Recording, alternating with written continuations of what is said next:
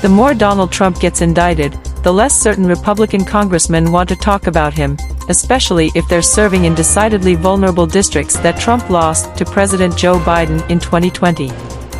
No fewer than 15 of the 18 Republican House members whose district voted Democratic in the 2020 presidential election have failed to make a single public comment in response to either of the two indictments handed down in August against Trump, a raw story review of news coverage and major social media shows.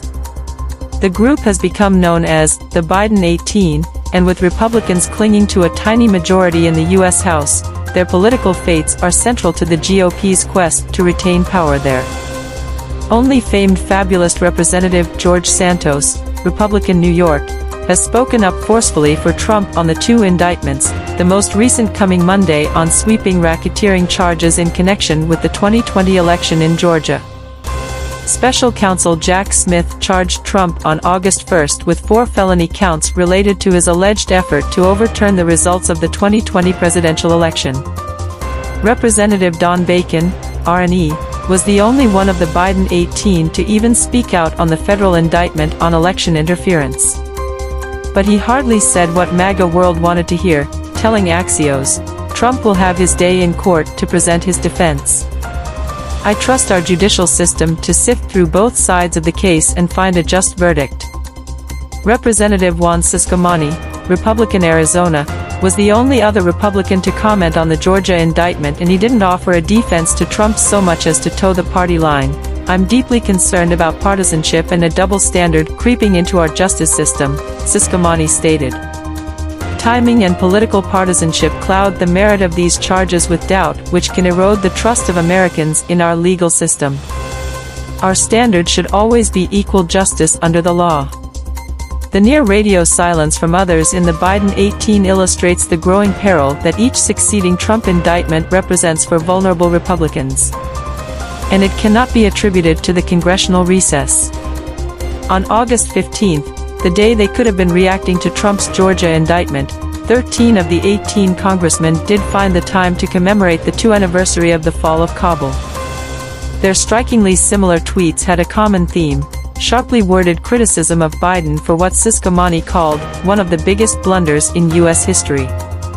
Of the 5 Biden 18 members who didn't get the memo about re-attacking Biden on the solemn anniversary, the only ones who set aside politics for the day were Representative Brandon Williams, Republican New York, who just returned from surgery, and Representative Lori Chavez DeRemer, or 5, who jarringly strayed off message with a shout-out to Democratic Representative Joe Negusco about a bipartisan bill they worked on together. Even when they have spoken out in mild defense of Trump, such as on June 8 when Smith indicted Trump on conspiracy and obstruction charges under the Espionage Act related to classified documents he had taken from the White House, they've done so in relative whispers. They failed to even mention Trump, a la Voldemort in Harry Potter, by name. Instead, they focused their ire on the government for its decision to enforce the law against the former president regarding the classified materials that he took to his homes and refused to return, even under subpoena. Representative Mike Garcia, Republican California, called the indictment a continuation of, really, 8 years of bad behavior from the far left against Trump since his 2016 campaign, NBC News reported. Garcia added, they're willing to use the executive branch this time, the DOJ, to go any lengths to remove a political opponent that they know will win the election. Representative Brandon Williams, Republican New York, tweeted, why, on the same day members of Congress reviewed hard evidence alleging our president took a $5 million bribe from a foreign country while VP, would the DOJ indict a former president? Representative Nick LaLotta, Republican New York, tweeted that it reeks political retaliation. That was about the extent of the pushback that the Biden 18 offered on the first federal indictment. Most of the imperiled members chose the middle lane, obviously torn between offending either Trump supporters or the Democratic majorities in their district. Ciscomani of Arizona emphasized the presumption of Trump's innocence while promising to vigilantly monitor the process for signs of politicization. Brian Fitzpatrick, Republican Pennsylvania, a former FBI agent, called for leaders to lower the temperature of the rhetoric for the sake of the justice system, after trying to conflate Trump's indictments to the legal woes of Hunter Biden, the president's troubled son. Spokespersons for Representative Anthony Desposito, Republican New York, and Representative Lori Chavez DeRemer, Republican Oregon, were even more circumspect. Desposito would be monitoring the situation and Chavez DeRemer was aware of the indictment and would let it play out in court, the media was informed. Two of the Biden 18 offered harsh words for Trump. "It's obvious what the president did was wrong," Bacon said, according to NBC News. "To have thousands of secrets in your house, showing them to people that were not read in and then not giving all of it back, saying you gave it all back and then lying about it, there's no way to defend that. And I just think the emperor has no clothes." Representative David Valado, Republican California, the only member of the Biden 18 to have voted to impeach Trump in 2021, following the January 6 insurrection, said the alleged mishandling of classified documents containing sensitive national security information and the failure to return them when asked is extremely troubling.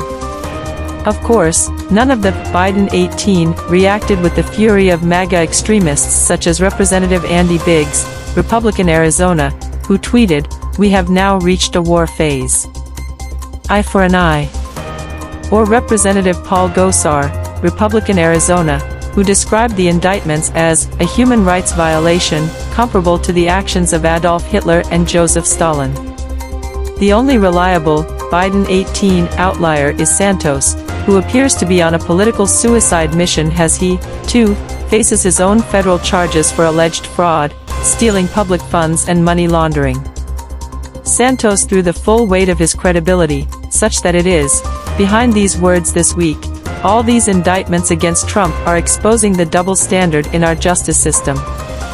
If you are a Democrat you get a pass, if you are a Republican, we will ruin your life with false accusations and our partners in the media will sell it for us." Santos sat out on commenting about Trump's election interference indictment. But when the classified documents charges landed in June, he had shared these pearls of wisdom. "Another indictment of President Donald J. Trump will not gaslight the American people into abandoning the greatest champion of freedom this great young nation has ever known," Santos tweeted. ## Trump 2024 now more than ever. Who controls the U.S. House? The Trump indictments have made a difficult situation worse from the Republicans holding blue district seats. They already have been identified as the top political targets of the Democratic Party, which needs just a net gain of 5 seats to regain control of the House in 2024. The Democrats have some reason for optimism, as 12 of the 18 seats are held by freshman members of Congress. The same number of 12, although not all the same seats, are rated toss-ups by pundits, as shown below. Their Congressional Integrity Project, for one, has unleashed a biting ad specifically targeting members of the Biden 18 in their respective districts, singling out each with a personalized insert. This is how the shell of the ad reads: "MAGA Republicans have hijacked the House of Representatives. They're wasting your taxpayer dollars on partisan stunts instead of tackling the issues that the American people care about." But what has Congressman, fill in the Biden 18 rep, done to stop them? Absolutely nothing.